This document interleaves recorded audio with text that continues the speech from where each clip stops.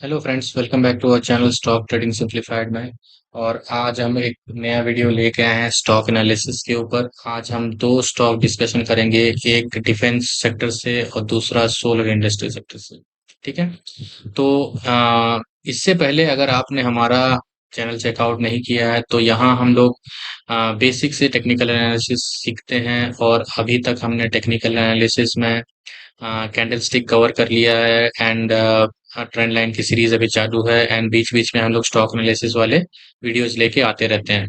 तो let's start our today's video and start directly with our defence sector stock that is GRSC. So यहाँ मैंने GRSC का chart लगाया है monthly time frame में। GRSC अगर आपको नाम पता ना हो तो जीआरएससी जो है वो garden research ship builders and engineers है। सो इसका शॉर्ट नेम जो है जीआरएससी है। ये गवर्नमेंट ऑफ इंडिया की कंपनी है। ओके, इसमें गवर्नमेंट ऑफ इंडिया ने अराउंड 75% की इनकी स्टेक होल्डिंग है। ओके। एंड इसके फंडामेंटल्स पे अगर जाएं तो इसकी पी अराउंड 40 की चल रही है। Quarter over quarter financial sales EPS everything is growing fine. Okay. And coming to their technicals. Okay, क्योंकि हम लोग टेक्निकल्स पे यहाँ ज्यादा बात करते हैं। कमिंग टू देयर टेक्निकल्स, ये मैंने यहाँ इनकी मंथली चार्ट लगाई है जस्ट टू शो यू कि इसकी लॉन्ग टर्म ट्रेंड कैसे चल रही है। तो यहाँ आप देख सकते हैं स्टॉक ने काफी अच्छा ट्रेंड दिया यहाँ पूरा। एंड यहाँ एक कंसोलिडेशन जोन था यहाँ 2020 से यहाँ 22 तक। ये 2 ढाई साल यहाँ जो कंसोलिडेशन कर रहा था, इसके ऊपर जब इसने ब्रेकआउट दिया तो ये काफी अच्छी रैली यहाँ दे दिया। ठीक है। फिर से यहाँ एक छोटा कंसोलिडेशन जोन यहाँ बनाया एंड इसके ब्रेकआउट दिया तो एक अच्छा रैली देने के बाद अभी ये जो कंसोलिडेशन जोन है इसकी ब्रेकआउट अभी हुई है। सो इसके मंथली चार्ट सॉरी इसके वीकली चार्ट पे चलते हैं and let's see weekly chart में ये कैसा दिख रहा है। कि इसकी जो वीकली चार्ट है, अगर आप इसमें देखेंगे तो ये जो कंसोलिडेशन जोन मैं बोल रहा था, इससे इसने इस कैंडल में ऑलरेडी जो रिसेंट कैंडल है लास्ट वीक वाली कैंडल, इसने इसने ब्रेकआउट दे दिया है विथ अच्छे वॉल्यूम। तो ये जो ओके, सो इससे पहले अगर आपने देखा तो ये जो कैंडल है इसने ऑलरेडी ब्रेकआउट दिया हुआ था। इसके बाद इसने दो छोटे छोटे इनसाइड कैंडल बनाया, रेड कैंडल। ठीक है।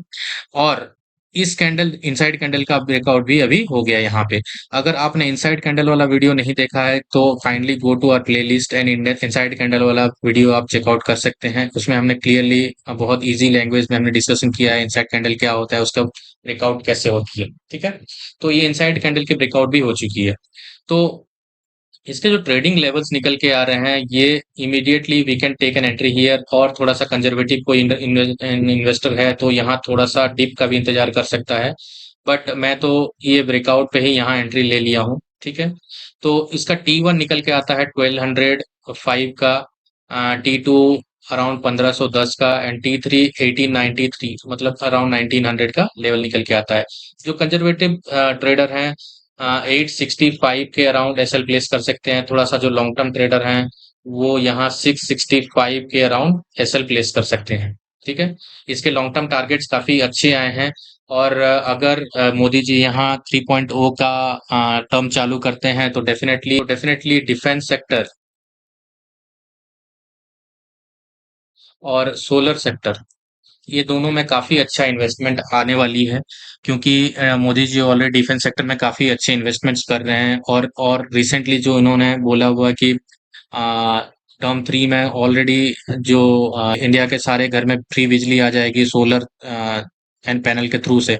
तो सोलर सेक्टर में भी काफी अच्छी इन्वेस्टमेंट एक्सपेक्टेड है और इसीलिए सोलर सेक्टर अभी काफी ट्रेंडिंग चल रही है। ठीक है। तो एज यूजुअल डिफेंस इंडस्ट्री में जो इन्फ्लोज हैं वो आते रहेंगे और ये जो डिफेंस वाले सेक्टर्स काफी अच्छे परफॉर्म करते रहेंगे। ठीक है। तो ये हमने ट्रेडिंग लेवल्स डिस्कस कर लिए जीआरएससी के। सो यहाँ जो एसएल है वो कंजर्वेटिव ट्रेडर के लिए थोड़ा सा यहाँ हो सकता है 865 के अराउंड, जैसे मैंने बोला। और जो थोड़े से रिस्की ट्रेडर हैं वो थोड़े से लंबे एसएल यहाँ प्लेस कर सकते हैं फॉर लॉन्ग टर्म टारगेट्स। ठीक है। ओके, सो हमारा जो नेक्स्ट स्टॉक है वो है SW सोलर। सो ये सोलर इंडस्ट्री से स्टॉक है। कंपनी का नाम है Sterling and Wilson company limited. And इसने क्या किया है, 2019 के लेवल्स, 2019 से 2024 तक 5 साल के कंसोलिडेशन के बाद इसने ये लेवल को अभी ब्रेकआउट दिया है विथ अच्छे volume. You can see the volumes here, ठीक है। तो आ, इसमें हम लोग क्या करेंगे, इसका फंडामेंटल्स में हम लोग थोड़ा समझ लेते हैं। फंडामेंटल्स में अगर रखें तो 33% इसके जो स्टेक हैं वो रिलायंस के पास है। रिलायंस तो you know right, this is one of the I mean biggest company in India. And उसके बाद सपूरजी पलोनजी का, तो that is also renowned company, उनका अराउंड 14 to 15% स्टेक इसमें है, ठीक है। ओके, सो इसके मंथली चार्ट में देखते हैं। मंथली चार्ट में अपने को क्लियरली दिख रहा है कि ये जो ब्लैक लाइन मैंने प्लॉट किया हुआ है, ये ब्लैक लाइन के ऑलरेडी ऊपर इसने क्लोजिंग दे दी है, तो इसका ब्रेकआउट हो चुका है, ठीक है। इसके वीकली चार्ट पे चलते हैं and let's see weekly chart में ये कैसा दिख रहा है। ओके, सो वीकली चार्ट में हम लोग देख सकते हैं कि वॉल्यूम भी काफी अच्छे हैं। एंड वन सेक, ओके, इससे पहले थोड़ा सा इंटरेस्टिंग चीज मैं एक और आपको बताना चाहता हूँ। देखो आप, स्टॉक के प्राइस को एनालाइज करते करते आप हम लोग वॉल्यूम को भूल ही जाते हैं।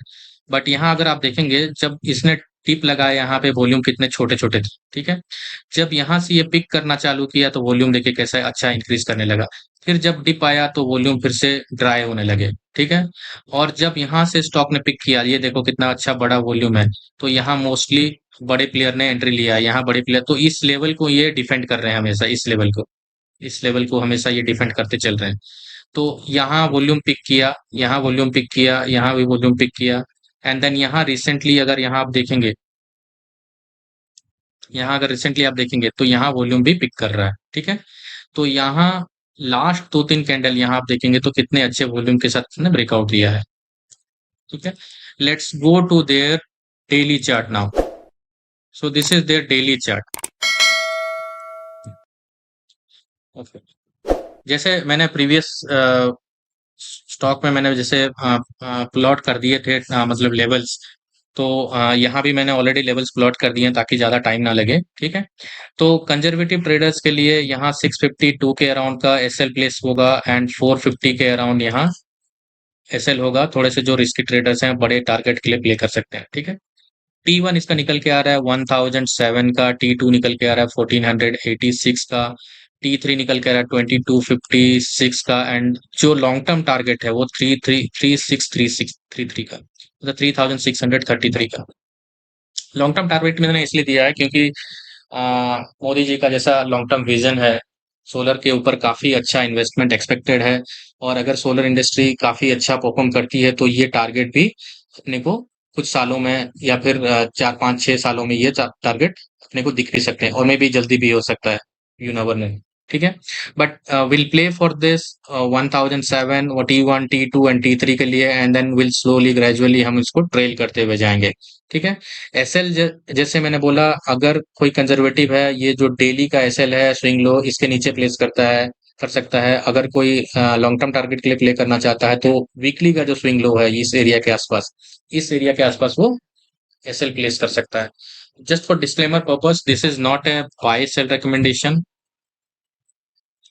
No buy sell recommendation, and this is just for pure learning and education purpose, ठीक है। तो यहाँ कोई रिकमेंडेशन नहीं हो रही है, this is just for learning purpose we are discussing, ठीक है। तो आज हमने डिस्कशन किया दो स्टॉक्स जो कि फंडामेंटली काफी अच्छे दिख रहे हैं, टेक्निकली ब्रेकआउट हो चुकी है। एक डिफेंस सेक्टर से है और एक सोलर इंडस्ट्री से है, दोनों सेक्टर काफी अच्छे चले हुए हैं। तो सेक्टरल एनालिसिस भी काफी इंपॉर्टेंट हो जाती है स्टॉक पिक करने से पहले। तो दोनों सेक्टर काफी अच्छे चल रहे हैं और दोनों स्टॉक फंडामेंटली एंड टेक्निकली भी अच्छे दिख रहे हैं। एंड आई एक्सपेक्ट कि ये दोनों अच्छे परफॉर्म करने चाहिए, looking at the charts and looking at the मतलब अभी जो सिनेरियो चल रहा है, ठीक है। Okay, thank you and thanks for watching and thank you.